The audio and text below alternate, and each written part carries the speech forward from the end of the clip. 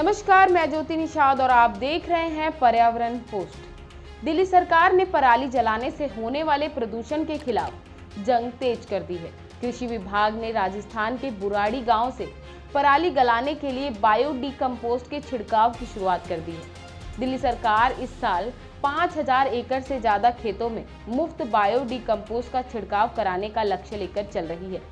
दिल्ली सरकार ने bio decompost का छिड़काव कराने के लिए 21 टीमों का गठन किया है।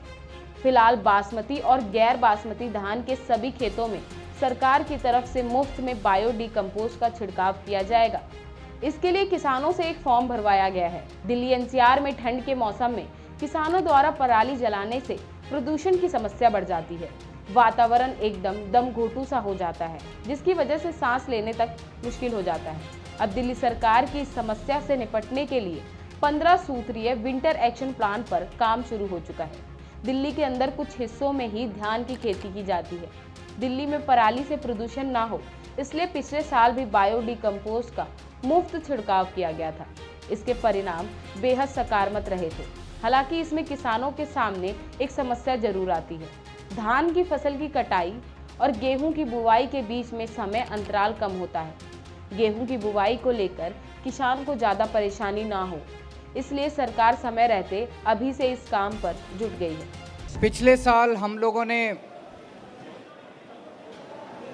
पराली जलाने की वजह से जो अक्टूबर नवंबर में धुआं होता है, पूसा इंस्टीट्यूट के साथ मिलकर उसका समाधान निकालने की कोशिश की थी। पूसा इंस्टीट्यूट ने एक किस्म का घोल बनाया है, बायो डिकम्पोजर बोलते हैं जिसको।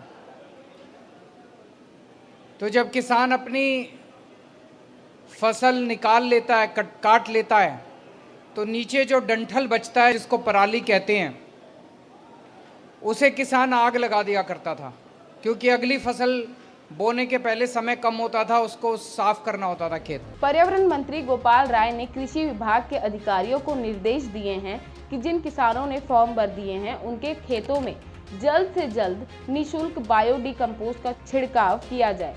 बायो डिकम्पोस्ट के छिड़काव के लिए अभी तक 955 किसानों ने फॉर्म भरे हैं।